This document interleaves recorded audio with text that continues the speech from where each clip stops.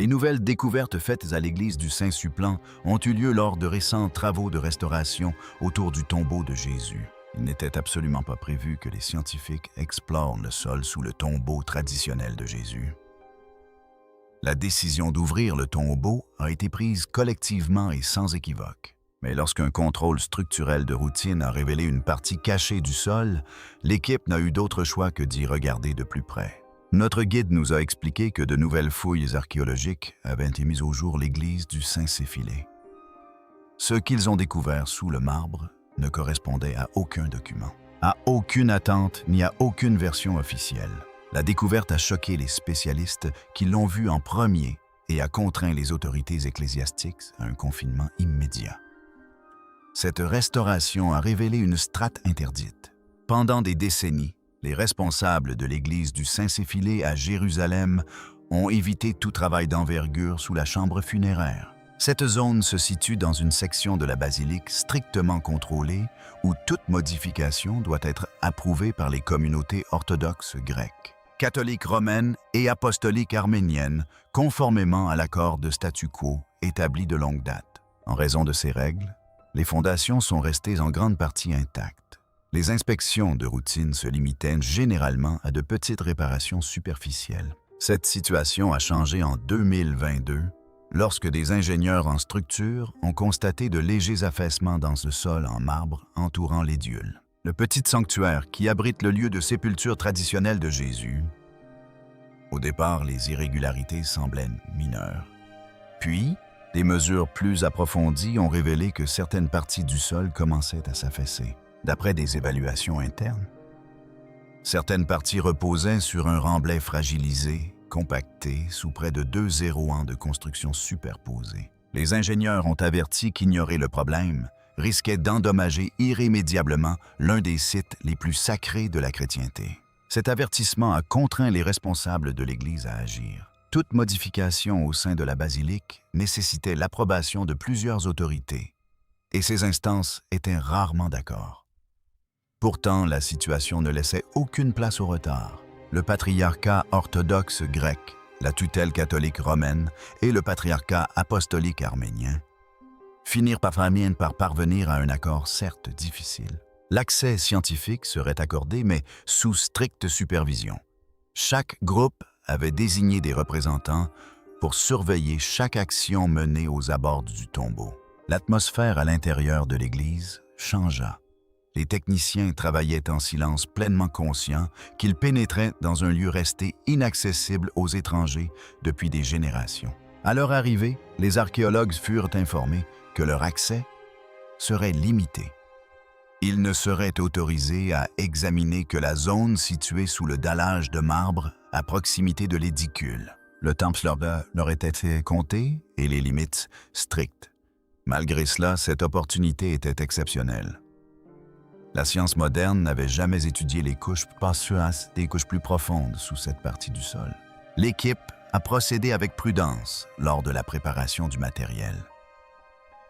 Il était impératif de ne rien perturber de sacré tout en recueillant des données susceptibles de stabiliser la structure. Le radar à pénétration de sol a été le premier outil autorisé à accéder à l'espace. Le scanner bourdonnait sur le marbre, envoyant des signaux dans les couches inférieures. Les relevés ont commencé à révéler des motifs surprenants pour les techniciens. Le substratum rocheux ne paraissait ni lisse ni uniforme. Il présentait des creux et des reliefs qui ne correspondaient pas à la configuration attendue sous des fondations stables. D'après les premiers rapports, certains échos laissaient entrevoir des cavités ou des poches restées intactes pendant des siècles. Personne ne voulait tirer de conclusions hâtives, mais le relevé suggérait la présence d'éléments cachés sous le sol visible. Des spécialistes en microarchéologie ont préparé des instruments de prélèvement au cas où des investigations complémentaires seraient autorisées. Ils n'étaient autorisés qu'à examiner les sédiments meubles et la poussière une fois le marbre soulevé. Même cet accès limité offrait la possibilité d'étudier le pollen, la texture du sol et les dépôts minéraux susceptibles de révéler l'histoire du terrain sous le sanctuaire.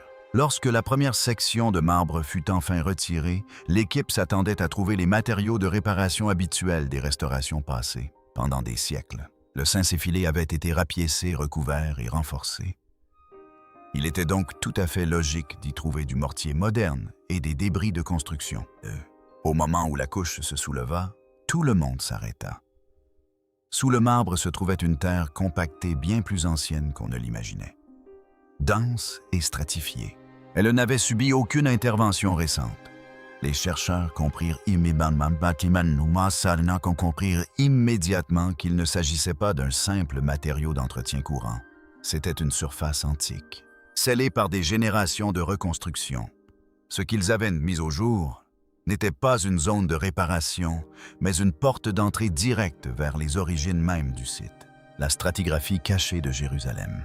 L'équipe Akaki a commencé à retirer soigneusement les couches exposées, s'attendant à trouver des remblais ordinaires provenant de différentes périodes de réparation. Ils ont mis au jour une succession claire et ordonnée de dépôts historiques. La couche supérieure était facilement identifiable. Sous le pavage moderne se trouvait un mortier de nivellement du 20e siècle, utilisé lors de travaux de restauration antérieure. Cette couche, bien que fonctionnelle, témoignait de la fréquence à laquelle le site avait nécessité des interventions. Des fragments de pavage byzantin du 4e siècle ont émergé en dessous. Ces pierres provenaient de la reconstruction ordonnée sous Constantin et confirmaient l'existence d'un sanctuaire bien antérieur à l'arrivée des bâtisseurs médiévaux. La couche suivante recelait une histoire plus lourde. Les équipes ont mis au jour des décombres compactés, témoins d'un projet romain du 2e siècle. Selon certains témoignages, ces débris seraient liés à la tentative d'Adrien d'y ériger un temple païen. Le remblai était dense et uniforme, comme si les structures précédentes avaient été délibérément aplanies avant le début des nouvelles constructions. Pour beaucoup de membres de l'équipe, cela correspondait aux récits historiques attendus. La surprise est apparue sous la couche romaine. Le sol, initialement composé de débris de construction, a laissé place à des matériaux de carrière caractéristiques poussière fine. Éclases de pierre et sédiments de compactage témoignaient d'une extraction active de calcaire au 1er siècle.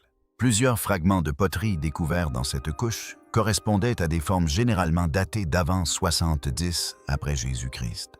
D'après les premières analyses, le terrain semblait avoir fait partie d'une carrière en activité, plutôt que d'une simple zone dégagée. Le géoradar a confirmé cette conclusion. La configuration du sous-sol présentait une pente similaire à celle des excavations de carrières recensées ailleurs à Jérusalem. Des géologues ont indiqué que la forme des dépôts était due à un enlèvement délibéré de pierres, plutôt qu'à l'érosion naturelle. Pour la première fois, la zone sous l'église ressemblait à une zone industrielle du Jérusalem antique. Comment ces énormes blocs ont-ils été remontés à la surface à cette époque, sans machine ni moteur, uniquement à la force humaine? L'analyse chimique des sols a confirmé la chronologie des événements. Chaque strate culturelle portait des signatures minérales et organiques distinctes qui ne s'étaient pas mélangées. Cela signifiait que le site était resté stable pendant des siècles, permettant ainsi aux strates de se conserver en place. Un dernier détail venait renforcer cette signification. Les limites révélées par le géoradar correspondent aux reconstitutions des limites de la ville au 1er siècle. Certains chercheurs estiment que cette localisation confirme l'hypothèse selon laquelle la zone funéraire se situait initialement hors des anciens remparts. Cette idée reste controversée, mais elle a modifié le cours des recherches. Après avoir identifié les strates historiques, les archéologues se sont intéressés au sol situé sous la couche de destruction romaine. Leur découverte fut inattendue et bien plus vivante que de la pierre latère d'un jardin enfoui. En atteignant la couche sous les débris romains, l'équipe s'attendait à trouver davantage de poussière de carrière et de pierres brisées. Au lieu de cela, elle a mis au jour des poches de terre sombres et fertiles, totalement étrangères à une carrière. La texture et la couleur étaient complètement différentes de celles du matériau rocheux situé au-dessus. Cela a immédiatement soulevé des questions, car ce type de sol n'apparaît que lorsque l'on dépose intentionnellement de la terre de jardin à un endroit où rien ne pousserait naturellement. Le premier indice majeur est venu sur est venu de l'analyse pollinique. Le laboratoire a identifié des grains de pollen d'olivier et de vigne. Il ne s'agissait pas d'espèces sauvages. Il s'agissait des mêmes plantes que les foyers de Jérusalem du 1er siècle cultivaient couramment dans de petits jardins bien entretenus. D'après plusieurs chercheurs, ce détail était important car les évangiles mentionnaient pas précisément que le tombeau se trouvait dans un jardin. La présence de pollen de plantes cultivées suggérait que cet endroit n'était pas une carrière abandonnée à cette époque, mais un jardin cultivé et entretenu par un habitant du voisinage. Le deuxième indice majeur est apparu lorsque la terre a été enlevée et que la roche-mère est devenue visible. Des plates bandes peu profondes taillées dans la pierre étaient disposées selon un motif simple et régulier. Elles étaient trop aménagées pour être des dépressions naturelles. D'après les premières observations, ces plates bandes correspondaient à la disposition des petits jardins que l'on trouvait souvent près des tombeaux juifs du 1er siècle, où les familles entretenaient des plantes lors de leur visite. Ce schéma indiquait une activité personnelle régulière et suggérait que le jardin faisait partie d'un complexe funéraire plutôt que d'un espace public. Ces deux constats ont modifié l'orientation de l'enquête. L'analyse du sol a révélé que la couche supérieure avait abrité un jardin entretenu au cours du 1er siècle. Les plates à pleine sculptées témoignaient d'un aménagement structuré de l'espace. Ces éléments soulevaient une question incontournable. Si un jardin existait à cet endroit précis à cette époque, qu'y avait-il en dessous? La couche de fouille suivante a apporté la réponse. Les bancs funéraires sous le jardin. La première surface exposée était plane et taillée avec une précision délibérée. Ce n'était ni un bloc de pierre naturelle, ni une trace d'extraction grossière. C'était une corniche taillée. Dès que la lumière l'éclaira, plusieurs archéologues s'avancèrent.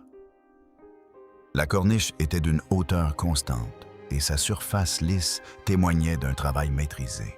C'était un banc funéraire du même type que ceux utilisés dans les tombeaux juifs du 1er siècle à Jérusalem. À cette époque, les bancs funéraires avaient une fonction bien précise.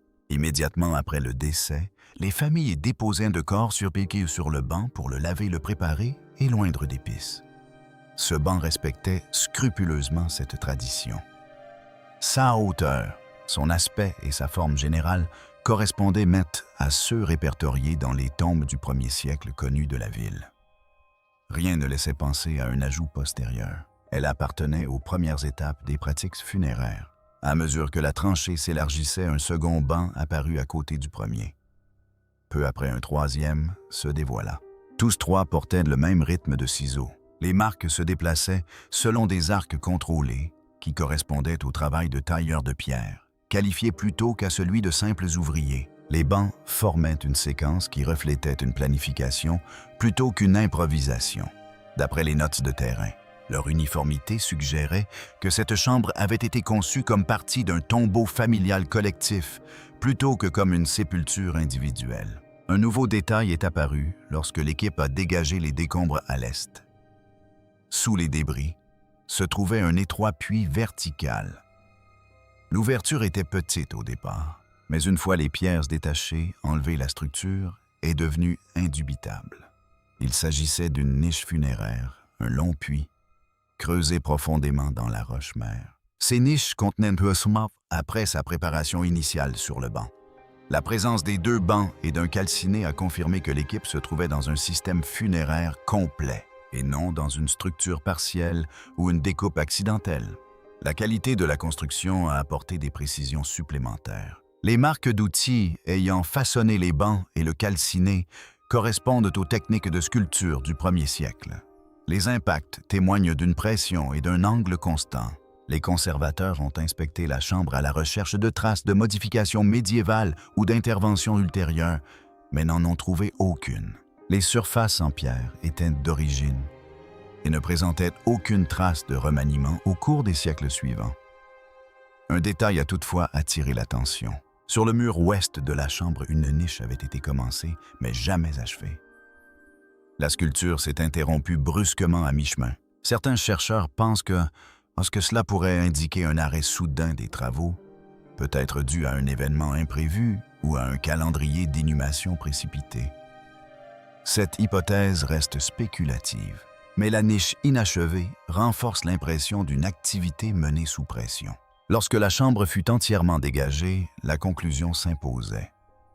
Le jardin situé au-dessus n'avait rien de symbolique ni d'ornemental. Il faisait partie intégrante d'un véritable complexe funéraire du 1er siècle. La disposition correspondait aux descriptions des premiers récits et laissait présager que les fouilles approchaient de leur couche la plus cruciale. La découverte suivante, faite à l'intérieur même de la chambre, changea radicalement la donne des traces de lin qui n'auraient pas dû se trouver. Une fois les bancs et le coke entièrement répertoriés, l'étape suivante consistait à examiner le sol de la chambre et les petites crevasses creusées dans la pierre. Le tombeau avait été scellé sous des constructions ultérieures pendant des siècles, rendant les chances de survie de toute matière biologique extrêmement faibles. Malgré cela, les techniciens préparèrent soigneusement leurs instruments de prélèvement. Ils voulaient être certains de ne rien négliger. Le premier détail inhabituel apparut lorsqu'une étroite rainure entre deux bancs fut aspirée à l'aide d'un tube de micro-extraction. Au fond de la rainure coincée contre la pierre se trouvait une grappe de minuscules fibres. Elles étaient fines, presque invisibles, mais leur texture ne correspondait pas à celle de la poussière minérale. Lorsqu'on les transféra dans un flacon scellé, l'un des spécialistes marqua une pause. La matière ne s'effritait pas comme des végétaux et ne s'envolait pas comme des débris environnementaux. Elle adhérait à l'outil d'une manière qui suggérait une origine tissée. Au laboratoire, les fibres furent examinées au microscope. Les images révélèrent un motif de tissage net bien plus fin que tout ce qui pourrait être dû à des processus naturels. D'après le premier rapport technique, les fibres présentaient la structure torsadée du lin ancien. Cette découverte a immédiatement suscité un débat. Le lin est fragile et se dégrade rapidement à l'air libre. En trouver intact sous quelque forme que ce soit dans une chambre aussi ancienne était inattendu. L'équipe a procédé à une double vérification des instruments afin d'exclure toute contamination. Le matériel s'est révélé propre.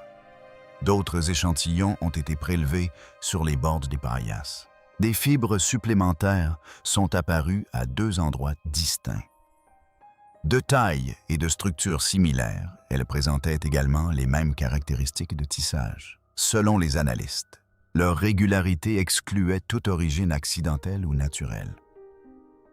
Un élément textile avait donc reposé sur la surface de la pierre, s'il s'agissait de linceul. Les bancs n'avaient pas seulement été sculptés à des fins funéraires, mais avaient bel et bien été utilisés. Un échantillon contenait un indice encore plus probant.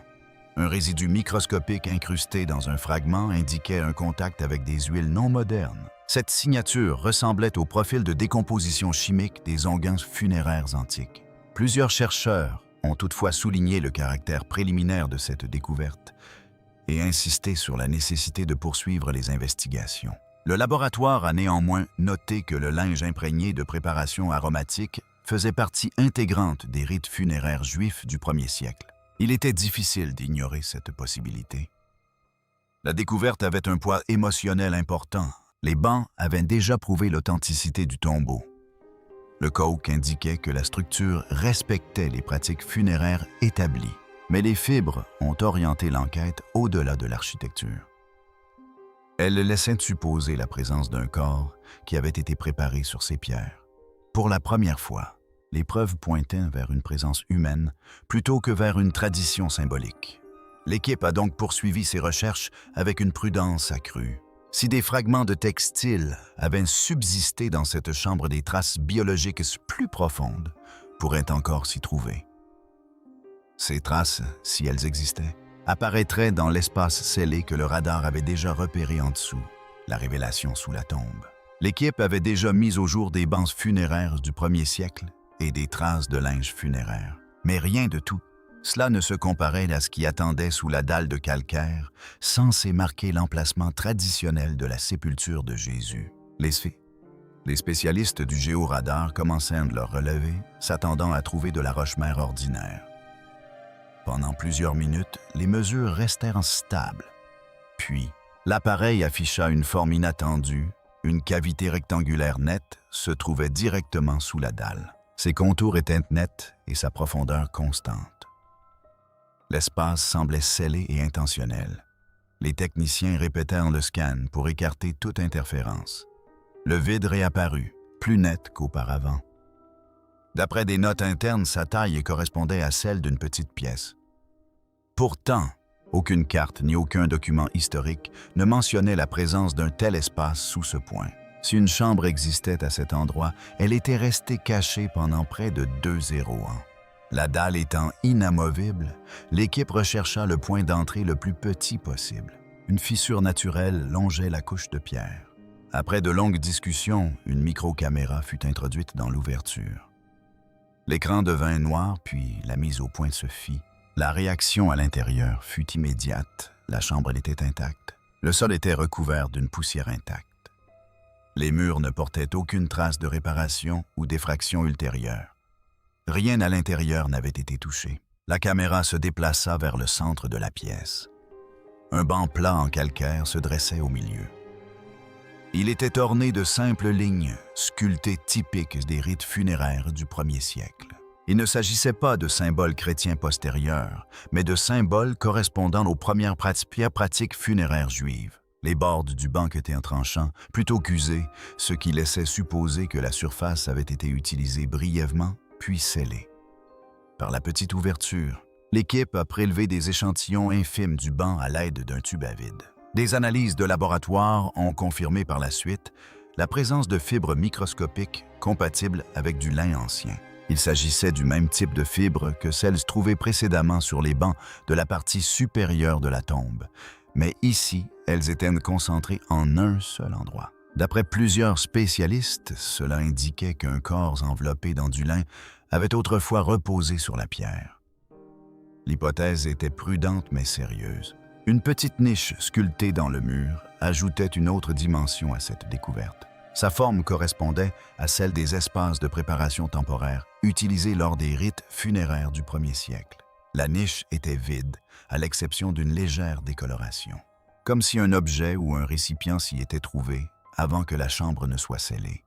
Des dépôts minéraux sur les parois ont apporté la confirmation finale. Les analyses géochimiques ont montré que la croûte s'était formée dans un environnement clos. Aucun signe de mouvement de fissure ou d'effraction ultérieure n'a été constaté. Si l'analyse était correcte, la chambre avait été scellée peu après le 1er siècle et n'avait jamais été ouverte depuis.